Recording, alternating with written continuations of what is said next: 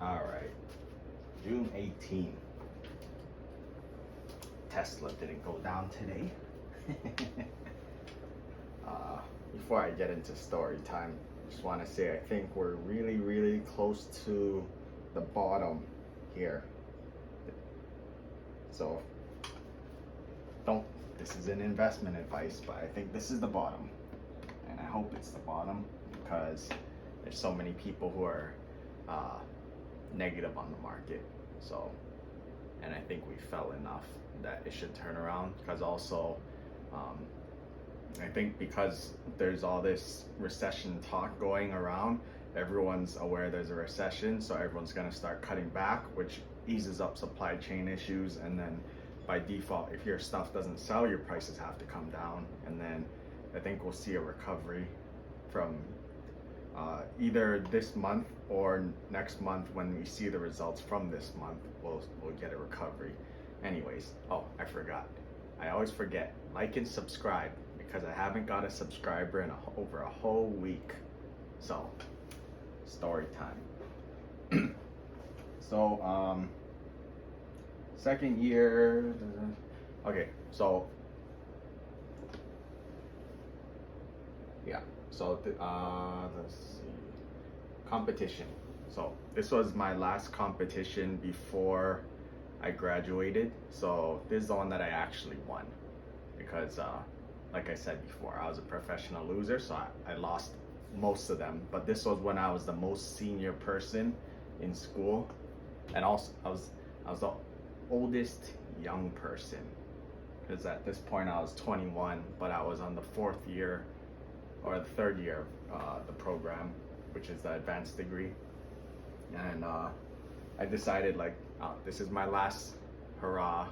I'm gonna go hard. Usually you only enter one competition because it's hard enough to enter one category, but I decided to enter three. So the one I had to do by default was the competition team. So the way the competition team works is, first you compete in your school, then you compete with the state, then you compete at regionals, then you compete at nationals. So by default, I had to do the state competition because I was the captain. So I had to do that one, and then I decided to do another one, the cold glazed platter. Since I did it the year before and we didn't have to do it that year, I wanted to use my skills that I learned on dipping things in gelatin and making them shiny. So I entered that category also, and then I entered the same one that I entered 2 years ago when I was fresh into school, the individual hot foods competition.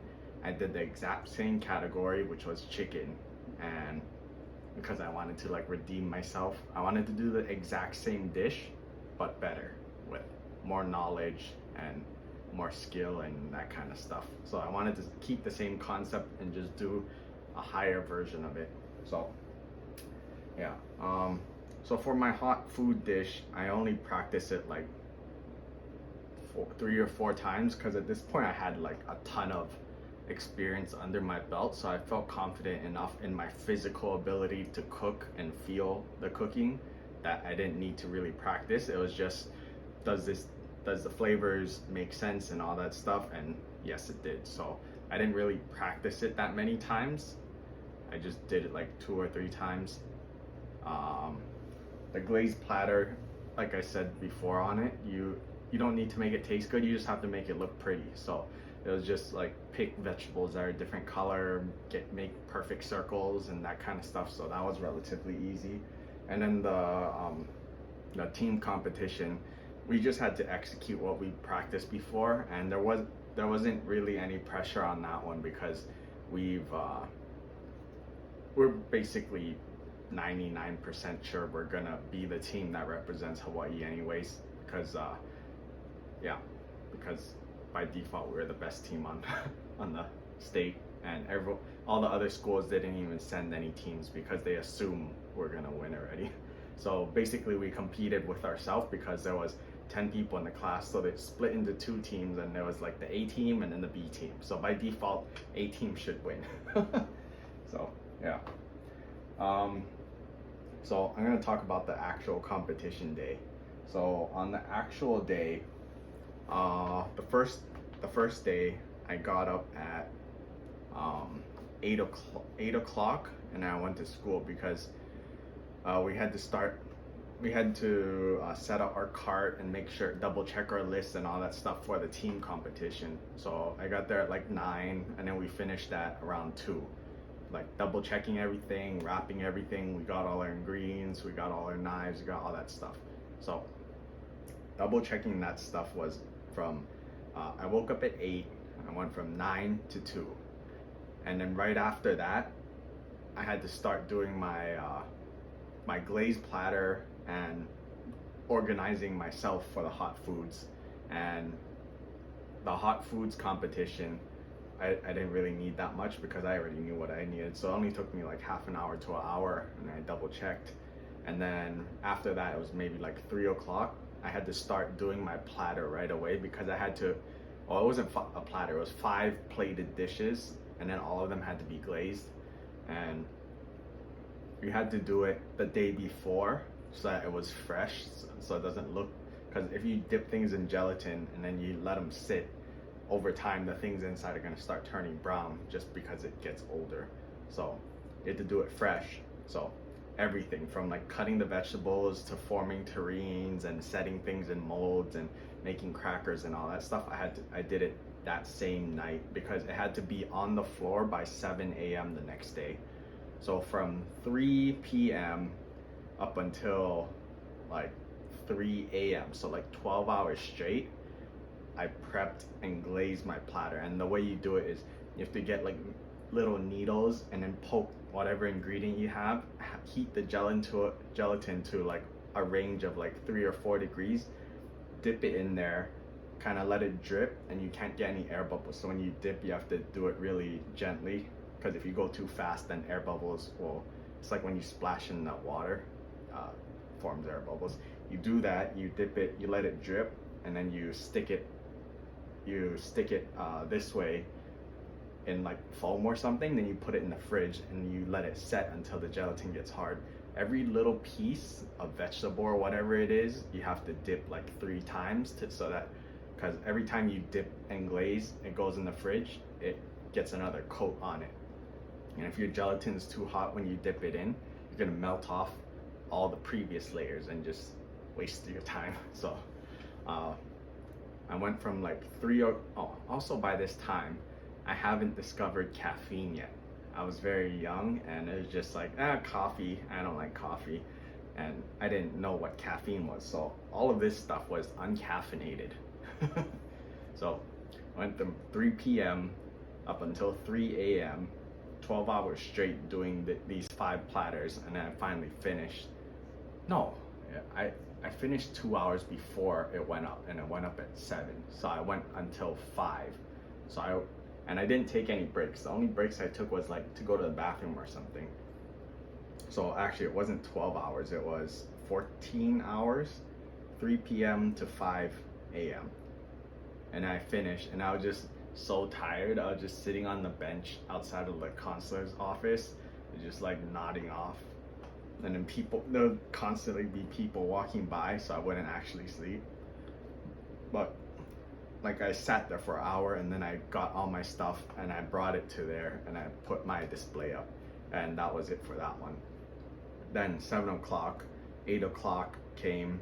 That's when we had to start preparing to do the actual competition for the team. And yeah, we set up, and then 8 o'clock to 10 o'clock we set up, and at 10 o'clock we did the team competition. And then this is me like 26 hours being awake with no caffeine. So we did the competition, everything went fine, and then it was finished. And then my individual hot foods competition was at 2 o'clock, I think. And I remember standing in line because each student goes in, one student every 15 minutes, and you have a certain time bracket so that they can judge right after you finish cooking, and they have 15 minutes to they have a 5-minute window to taste each person. So every 5 minutes somebody went into the kitchen just to keep everyone rotating. And then I remember asking this girl in front of me, how many times did you practice your dish? And then she's like, oh, I practiced it like 20 times. And then she was like lower, she was like a sophomore, so less experienced. I'm like, oh, yeah. Well, when you're less experienced, I think you're less confident in your skills, and you practice more when you do competitions. But you know, I went in, and then I did all of my stuff, and then it was, because I knew what I was doing, exactly how to do it, it was very efficient and smooth. And normally, just like the team competition, after you're done with something, you used it and it's dirty, you just throw it on your speed rack, and you just dump all your dirty dishes on there, and your whole station's a mess because you're just like flustered and all that. But I knew exactly what I was doing, so, and I did a relatively complicated dish because I wanted it to be like a flex, that I could do this really complicated dish and still maintain everything to a point that nobody else is maintaining it. So I was washing my pans, and then I was like drying them, and like everything was very straight on my station. It was like everything was 90-degree angles, everything had a certain spot, it looked very neat and organized. So yeah.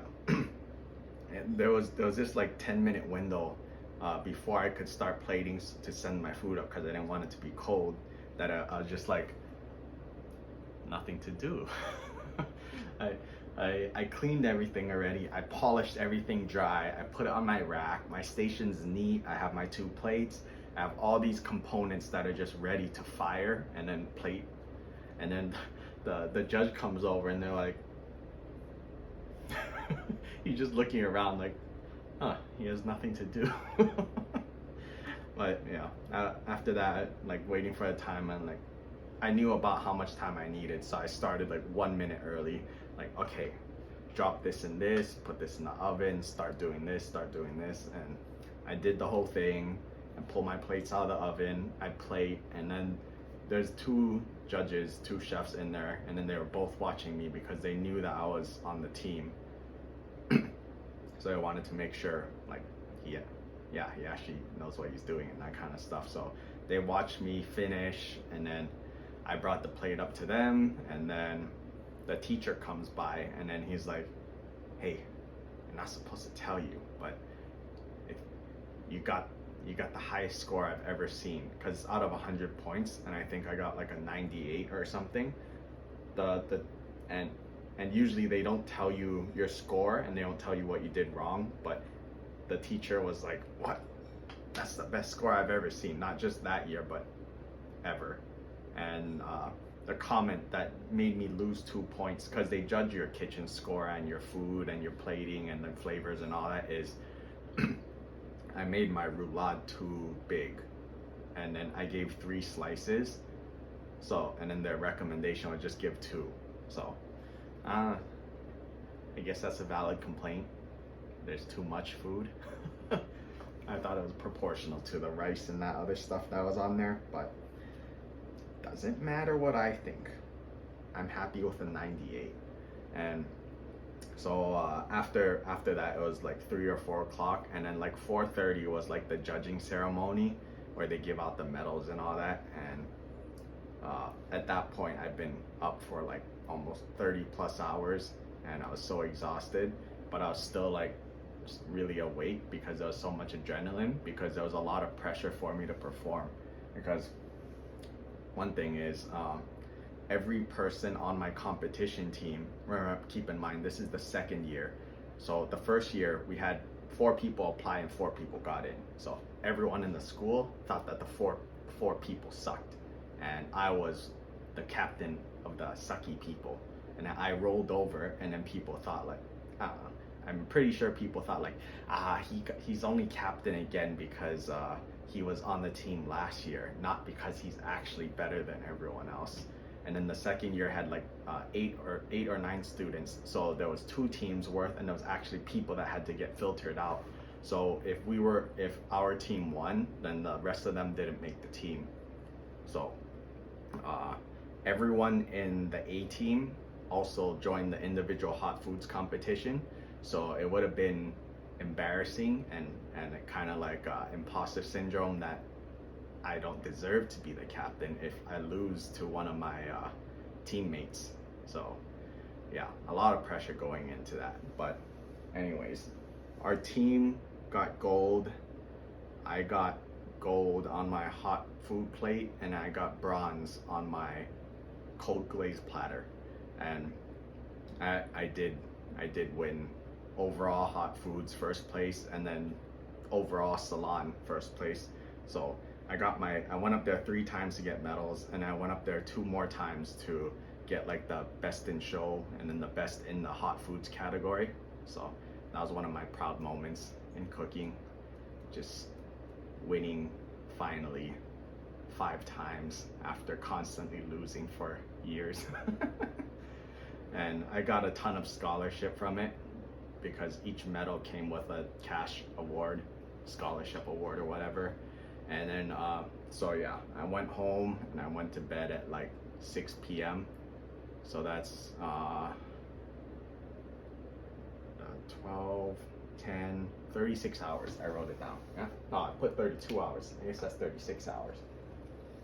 And then I know this is getting long, but next morning was the judging ceremony where they have this slideshow with everyone's dish, and then they critique it on how you can make it better.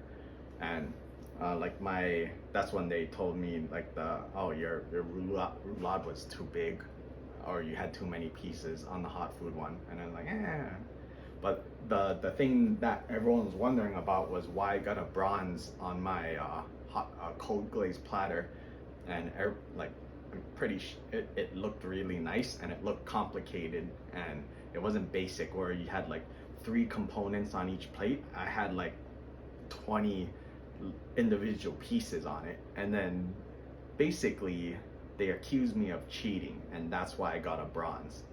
They said the amount of labor and work that went into these 5 dishes could not have been done by one person.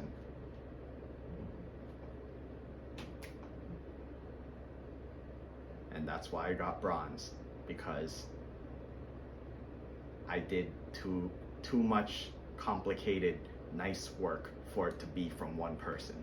Maybe they think like my whole team helped me do it, but nope, I was just there doing it by myself for 12 hours, working really fast and efficient. 14 hours. But yeah, I was salty after that, but I let it go. Like, somebody went out of their way to do such a good job that you're impressed that you think the only way it could have been done was by cheating. So sad. Anyways, we're going to real fun cooking story time starting tomorrow.